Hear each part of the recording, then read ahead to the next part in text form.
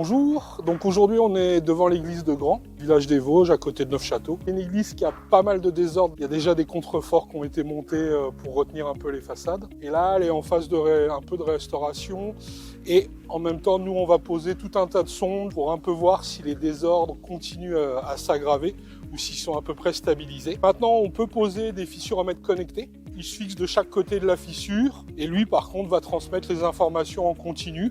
Il y a des relevés qui sont paramétrables de toutes les quelques minutes à toutes les 6 heures. Donc on peut récupérer toutes ces données, ce qui permet d'avoir un suivi sur une année complète, de voir comment évoluent ces fissures, soit à cause de la température, soit effectivement parce que le bâtiment est toujours en train de bouger et que la fissure est toujours active. On va monter sur les échafaudages pour commencer à poser un fissuromètre.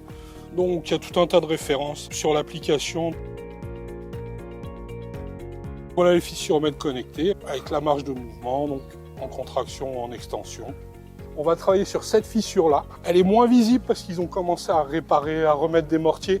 Mais vraiment, on voit les pierres ici qui sont bien plus disjointes. Et on l'installe. 30 secondes à tenir, que la résine prenne. Et ensuite, c'est du paramétrage. On le recherche.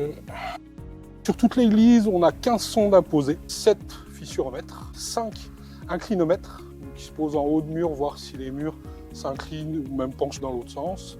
Et il y a encore 4 extensiomètres.